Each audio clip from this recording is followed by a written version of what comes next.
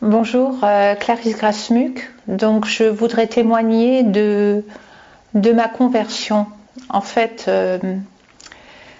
oui, j'ai eu une conversion à la Saint-Paul. Je ne suis pas tombée du cheval, mais je suis tombée de mon canapé. Donc,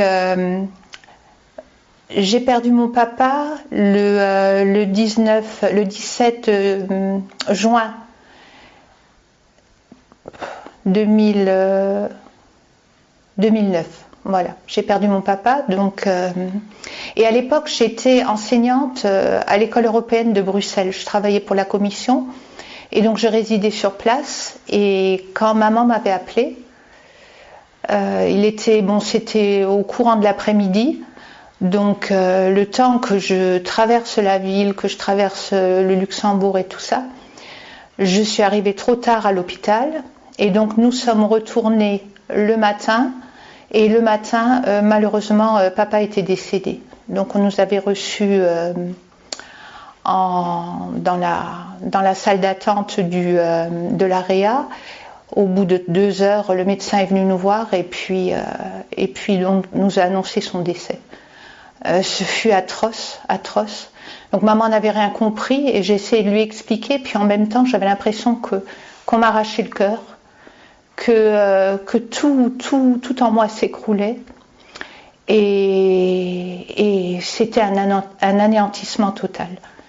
Donc le médecin nous a fait passer devant le corps de papa et bon, j'ai énormément pleuré, ça a été affreux.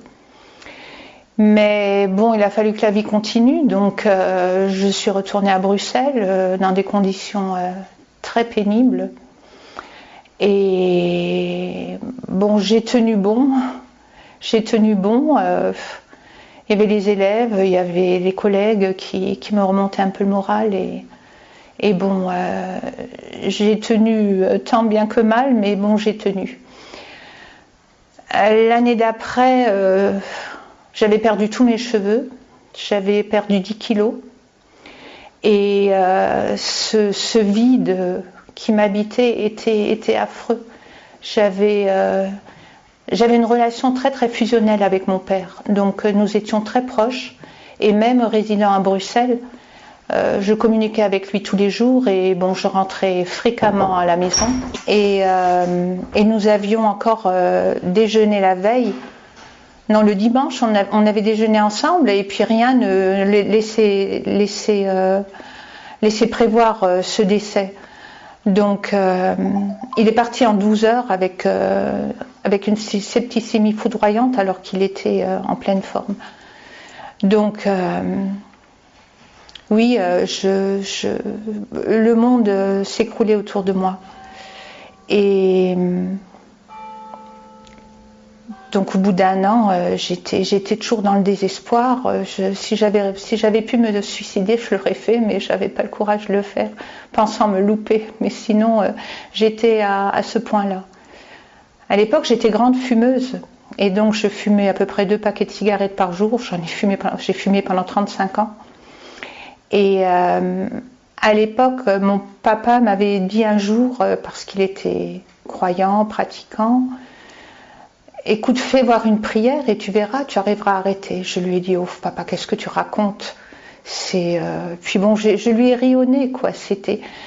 Et là, à Bruxelles, en fait, je ne faisais que de travailler, mais j'allais prendre mon repas 2 fois par semaine chez un traiteur. Et durant le trajet, bon, je cogitais, je pensais à papa. Et donc là, j'avais pensé justement à la prière qu'il m'avait demandé de faire. Et puis bon, pour meubler mon esprit en fait, j'ai prié le Notre Père, mais comme un mantra, sans que ce soit une prière avec le cœur, sans penser aux paroles que je récitais.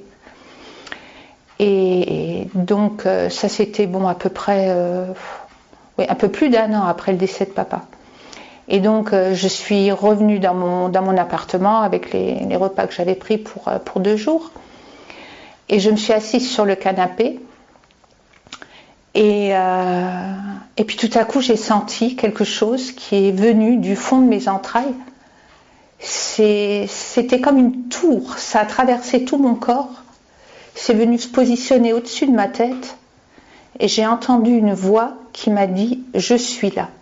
Mais une voix audible, comme je vous parle. Et un amour qui m'a enlacée, c'est indescriptible, c'est d'une douceur, en même temps d'une tendresse. Enfin bon, j'ai été complètement retournée, complètement, j'ai commencé à pleurer. Et bon, c'est vraiment passé quelque chose de surnaturel.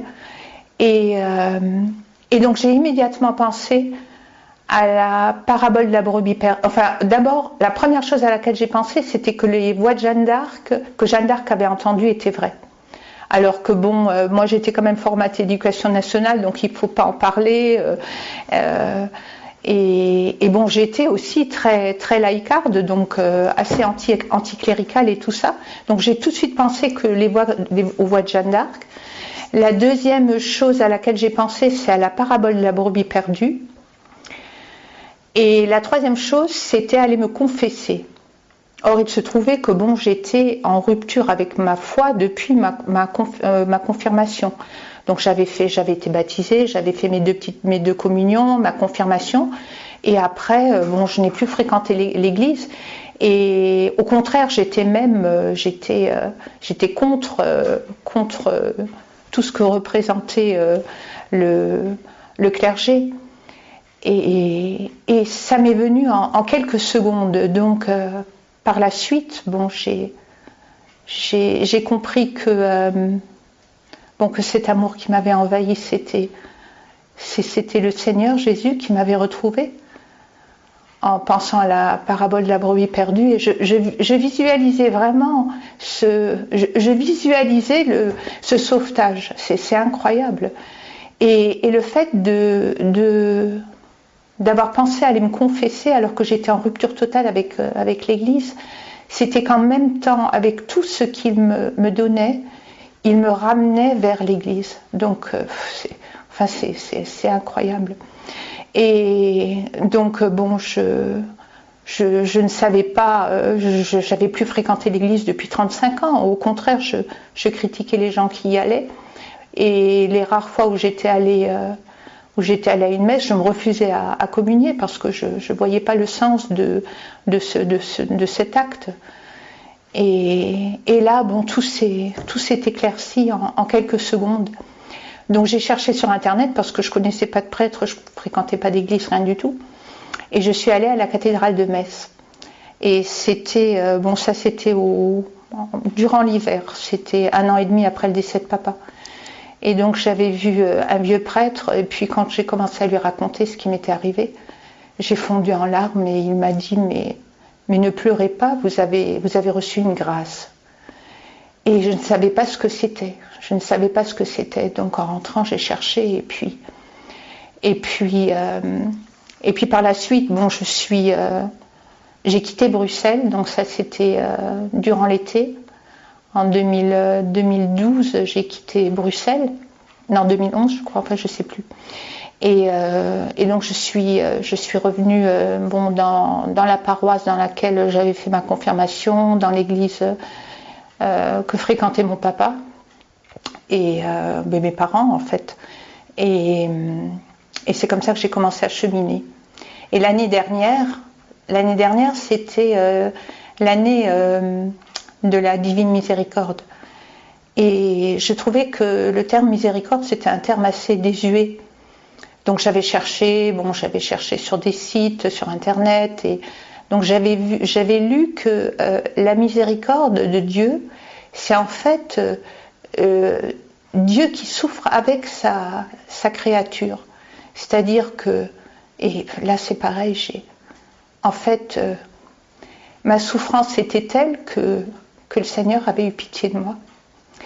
Et c'est une grande grâce de m'avoir accordé ça.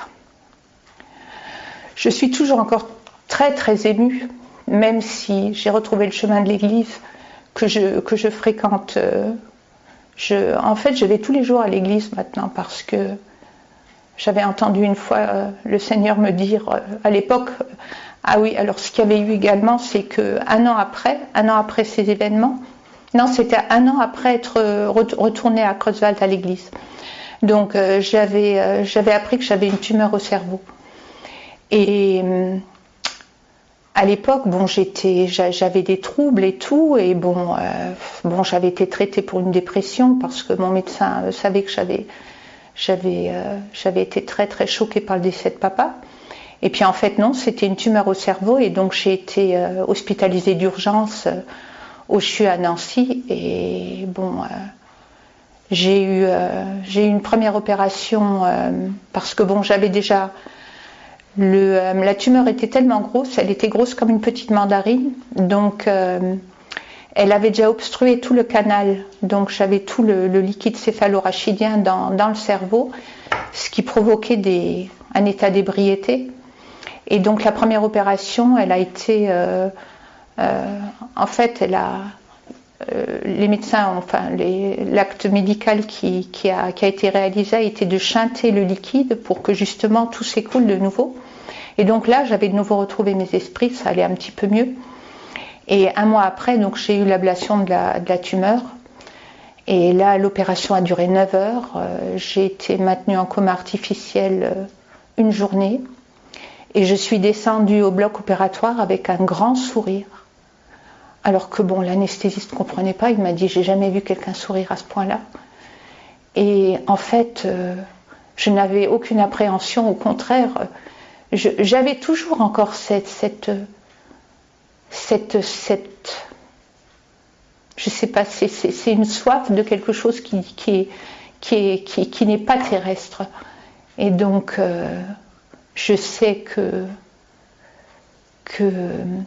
quand notre route sur la terre s'arrêtera, notre chemin terrestre, nous serons accueillis les bras ouverts dans un amour incommensurable.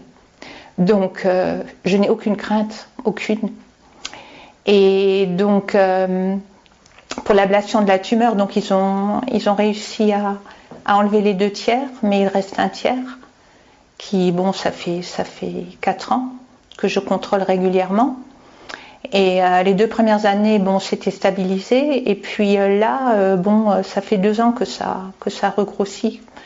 Donc là maintenant, bon, il y a un mois, j'ai appris que j'aurais de la radiothérapie parce qu'en fait, bon, il faut essayer de stopper cette progression. Mais là, c'est pareil. Je suis dans une confiance, dans un abandon. C'est pas moi. J'aurais été incapable de ça il y a 6 ans, quoi. Donc c'est grâce au Seigneur que je peux faire tout ça. Enfin, que je peux faire, c'est lui qui fait pour moi, quoi. C'est lui qui me porte et qui me donne confiance, parce que depuis, j'ai quand même, je lis la parole, je pratique, j'assiste à la messe, tout ça, et donc oui, je sais que de toute façon, le plan de Dieu est un plan pour notre bonheur futur. Donc, quoi qu'il advienne, même si on ne comprend pas ce qui se passe en ce monde, ben, on comprendra quand on sera en haut, près de lui.